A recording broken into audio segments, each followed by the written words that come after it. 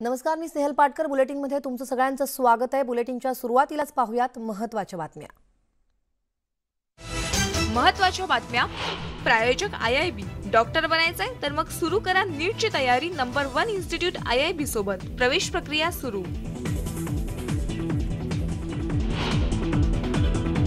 एसटीचं विलिनीकरण अशक्य. राज्य मंत्रिमंडळ बैठकीत शिक्कामोर्तब. समितीच्या अहवालाला मान्यता.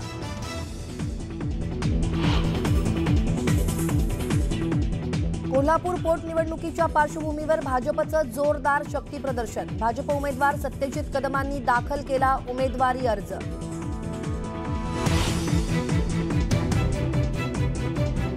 फोन टॅपिंग प्रकरणी जबाब नोंदवण्यासाठी IPS अधिकारी रश्मी शुक्ला कुलाबा पोलीस ठाण्यात हजर. काही दिवसांपूर्वीच नोंदवला होता जबाब.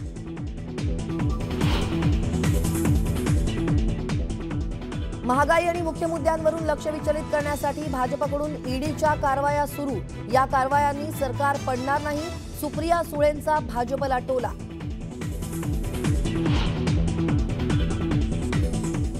नाशिकमध्ये खासगी सावकाराच्या जाचाला कंटाळून एकाची आत्महत्या. सुसाईड नोटमध्ये सावकाराच्या नावाचा उल्लेख. पैशांसाठी सावकार मानसिक छळ करत असल्याचा आरोप.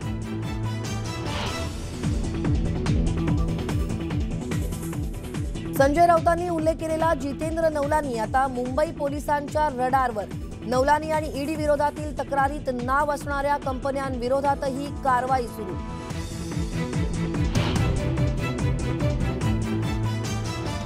इंधन दरवाढीच्या मुद्द्यावर काँग्रेस खासदार आक्रमक. संसद भवन परिसरातील गांधींच्या पुतळ्यासमोर आंदोलन.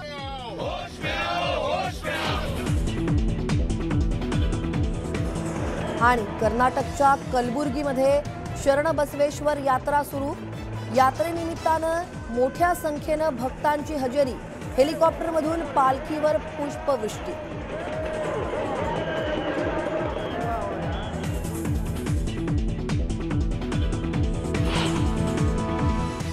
आणि आता बातम्या पाहूयात विस्तारानं. एक महत्त्वाची बातमी हाती येते. विठ्ठल निवास इमारतीमध्ये आग लागल्याची बातमी हाती येते. मुंबईतल्या महालक्ष्मी इथं ही इमारत आहे.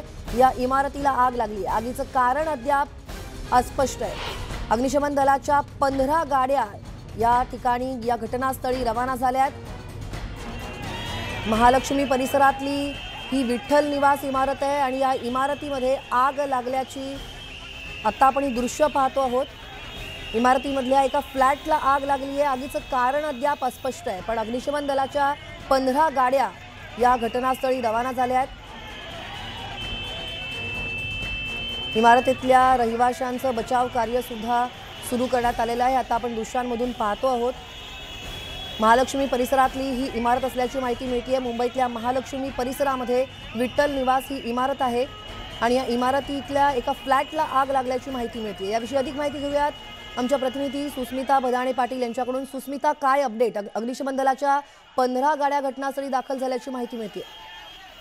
खरं तर आपण बघतोय की अतिशय भीषण अशी ही आग समोर येते आहे. साधारणपणे 15 फायरच्या गाड्या ह्या इथे पोहोचलेल्या आहेत आणि रहिवासी इमारत असलेल्या या इमारतीमध्ये नागरिकांना बाहेर काढण्यासाठीचं रेस्क्यू ऑपरेशन सद्यस्थितीमध्ये सुरू आहे. मुंबईच्या माजी महापौर किशोरी पेडणेकर या सुद्धा इथं पोहोचलेल्या आहेत आणि या रेस्क्यू ऑपरेशनला आता सुरुवात झालेली आहे. खरं तर L2 टाईपची ही आग असल्याचं अग्निशमन दलाकडनं निश्चित झालेलं आहे आणि त्यामुळे अतिशय भीषण अशी ही आग आणि आगीचे लोट इमारतीच्या बाहेर आपल्याला पाहायला मिळतात. संपूर्ण परिसरामध्ये धुराचं वातावरण झालेलं आहे. धूर पसरलेला आहे. नागरिकांना बाहेर काढण्यासाठीचे शर्थीचे प्रयत्न हे केले जात आहेत. महालक्ष्मी जाकोब सर्कलच्या परिसरामध्ये ही इमारत असल्याचं पाहायला मिळतं. विठ्ठल निवास या इमारतीमध्ये जे कुटुंबीय राहत होते त्यांना आता हळूहळू बाहेर काढण्यात येत आहे. सुस्मिता, आता आपण दृश्यांमध्ये पाहतो आहोत. ज्या फ्लॅटला आग लागलेली आहे त्याच्या बाजूच्याच फ्लॅटमध्ये काही रहिवासी दिसत आहेत. त्यांच्या बचावाचं कार्य देखील सुरू झालेलं आहे. एकूण किती रहिवासी या इमारतीमध्ये राहतात? आता याच्यामध्ये एकूण किती जण अडकलेले आहेत त्याबद्दलची काय माहिती मिळते? खरं तर आपण बघितलं तर साधारणपणे 3 मजली ही इमारत आहे आणि या इमारतीमध्ये साधारणपणे प्रत्येक मजल्यावरती 7 ते 8 कुटुंबीय किंवा त्याहूनही अधिक कुटुंबीय राहत आहेत. परंतु ज्या वेळेला ही आग लागलेली होती त्यावेळेला त्या आगीचे लोट, धुराचे लोट हे प्रचंड मोठ्या प्रमाणात खिडकीतनं बाहेर येताना दिसले आणि हळूहळू नागरिकांनी बाहेर पडायला सुरुवात केली. पण अजूनही जे नागरिक आतमध्ये अडकलेले आहेत त्यांना बाहेर काढण्यासाठीचे शर्थीचे प्रयत्न हे केले जात आहेत आणि आता आपण बघतोय की संपूर्ण परिस्थितीला आटोक्यात आणण्यासाठी फायर ब्रिगेडचे 15 फायर गाड्या या पाठवण्यात आलेल्या आहेत, ज्यामध्ये 7 फायर इंजिनचा देखील समावेश असल्याचं पाहायला मिळत आहे। सुस्मिता, अग्निशमन दलाच्या अधिकाऱ्यांशी याबाबतीत काही चर्चा झाली का? त्यांच्याकडून काही माहिती मिळते का? कारण आगीचं कारण अद्याप तरी प्राथमिक स्वरूपामध्ये आपल्याला समजलेलं नाही, आगीचं कारण अस्पष्ट आहे। आता बचाव करायला देखील वेग आलेला आहे, पण या संदर्भातली अधिक काही माहिती मिळू शकली का? खरं तर अजूनही बचाव कार्य हे सुरू आहे। आगीचे लोट हे प्रचंड आहे, त्यामुळे सुरुवातीला आगीवरती नियंत्रण आणण्याचं महत्त्वाचं काम फायर विभागाकडून केलं जात आहे आणि त्यानंतर या संपूर्ण घटनेमागे नेमकं मुख्य कारण काय हे सुद्धा पाहण्यात येणार आहे। आता आपण बघतोय की एक एक करत नागरिकांना बाहेर काढलं जात आहे। L2 टाईपची ही आग आहे, त्यामुळं अतिशय महत्त्वाची अशी रेस्क्यू ऑपरेशनची जी स्तर आहे तो आता आपल्याला पाहायला मिळतोय आणि लवकरच या संपूर्ण परिस्थितीवरती नियंत्रण आणण्यात येईल। मुंबईच्या माजी महापौर असलेल्या किशोरी पेडणेकर या सुद्धा तिथे पोहोचल्यात, पोलिसांचं पथक पोहोचलेलं आहे।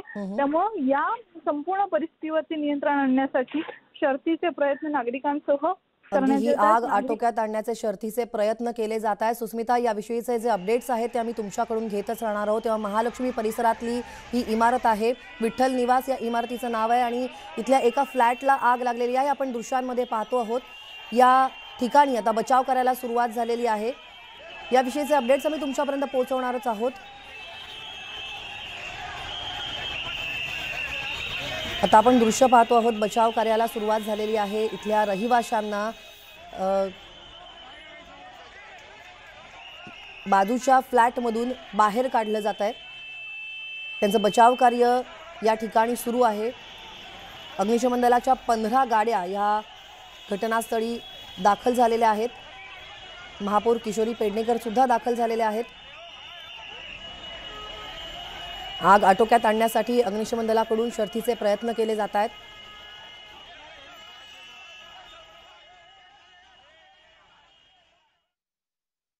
याविषयीचा अपडेट आम्ही तुमच्यापर्यंत पोहोचवूच, पण वळूयात आता पुढच्या बातमीकडे। ही आणखी एक महत्त्वाची बातमी हाती येते। भाजप नेते मोहित कंबोज भारतीय यांच्या राहत्या घरी आज मुंबई पालिकेचं पथक पाहणी करण्यासाठी जाणार आहे। 24 तासात महापालिकेकडून मोहित कंबोज यांना 14 नोटीस बजावण्यात आल्या होत्या। तेव्हा हे जे पथक आहे हे काही वेळापूर्वीच त्यांच्या घरी पोहोचलेलं आहे। भाजप नेते मोहित कंबोज भारतीय यांच्या राहत्या घरी आज मुंबई पालिकेचं पथक जाणार होतं पाहणी करण्यासाठी। ते आता काही वेळापूर्वीच पोहोचल्याची माहिती मिळतेय। 24 तासामध्ये महापालिकेकडून मोहित कंबोज यांना 14 नोटीस बजावण्यात आल्या होत्या। मुंबईमध्ये भाजप सेना आता आमने सामने आल्याचं पाहायला मिळतंय। काही वेळापूर्वीच मोहित कंबोज भारतीय यांनी पत्रकार परिषद घेतली होती आणि त्यांनी मुख्यमंत्री उद्धव ठाकरे आणि शरद पवार यांच्यावरती हल्लाबोल केला होता। मोहित कंबोज यांनी काही वेळापूर्वी एक ट्विट देखील केलेलं होतं। त्यात त्यांनी असं म्हटलं होतं की श्री उद्धव ठाकरे जी और शरद पवार जी साहब, मैं आप दोनों से डरता हूं, मेरा जो करना है कर लीजिए, असं त्यांनी ट्वीटमध्ये नमूद केलं होतं। झूठा केस करना है या मुझ पे जितने नोटिस भेजने आप करिए और भेजिए, असं देखील त्यांनी म्हटलं होतं। मेरा संघर्ष जारी रहेगा महाविकास आघाडी के खिलाफ, असं ट्वीट त्यांनी काही वेळापूर्वीच केलेलं आहे। आणि त्यानंतर त्यांनी एक पत्रकार परिषद घेतली, त्यात त्यांनी मैं डरता नहीं हूं असं एक विधान देखील केलेलं आहे।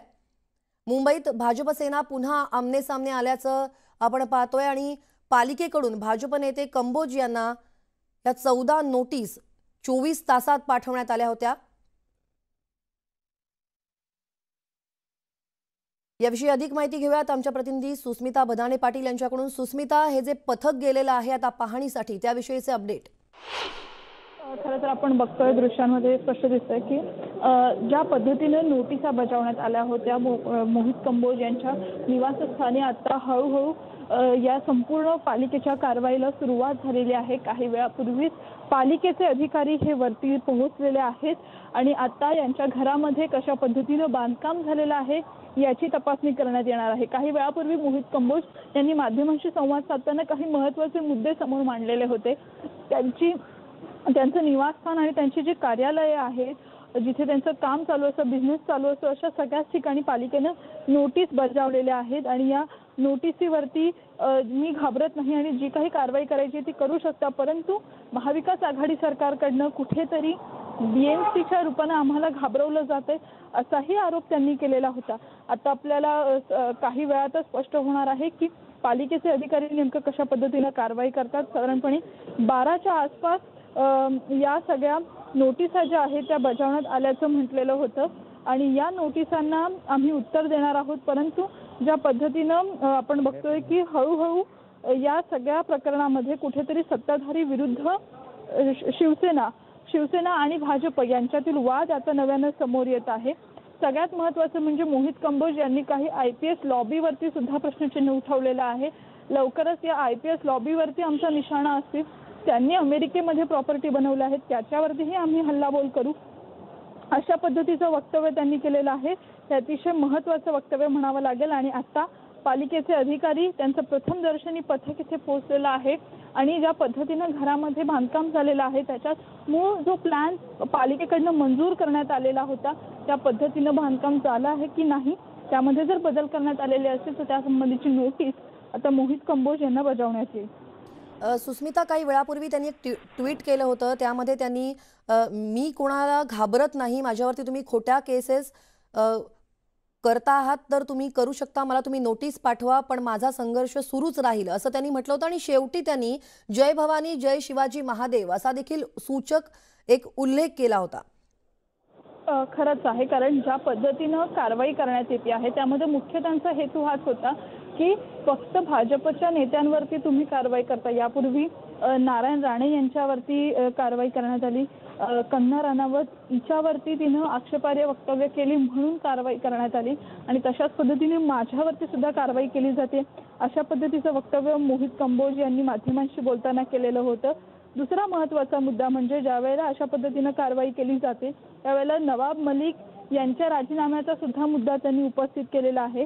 93च्या बॉम्ब ब्लास्टची चौकशी पुन्हा व्हायला हवी अशा पद्धतीचं वक्तव्य त्यांनी केलेलं आहे, जे अतिशय गंभीर आहे आणि त्यांच्या निवासस्थानी अचानकपणे आत्ताच अशा पद्धतीनं नोटीस का बजावण्यात आली हाही प्रश्न उपस्थित केला आणि गेल्या 24 तासात 14 नोटीस कशासाठी पाठवण्यात आला किंवा का पाठवण्यात आल्या असा प्रश्न त्यांनी उपस्थित केलेला आहे। तेव्हा पालिकेच्या नोटीसेला आता मोहित कंबोज भारती आता काय उत्तर देणार हे सुद्धा पाहावं लागेल। आताच हे जे पालिकेचे अधिकारी आहेत ते पाहणी करण्यासाठी त्यांच्या घरी गेलेले आहेत, याविषयीचे अपडेट्स आम्ही तुमच्यापर्यंत पोहोचवणारच आहोत, पण तुर्तास वेळ झाली एका छोट्याशा ब्रेकची। ब्रेकनंतर पुन्हा भेटूयात, पहा फक्त न्यूज 18 लोकमत।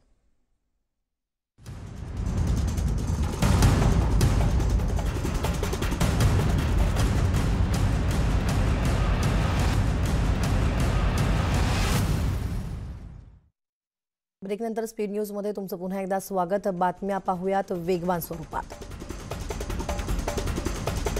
युक्रेनमधील मारियापोलवरून रशिया युक्रेनमध्ये संघर्ष तीव्र झाला। युक्रेनच्या सैन्यानं वेढलेल्या या शहरातील आपल्या सैन्य तुकड्यांची सुटका करण्याचा रशियाचा प्रस्ताव युक्रेननं धुडकावलाय। या शहरातील रहिवाशांना रसद पुरवण्याची मागणी युक्रेननं केली आहे।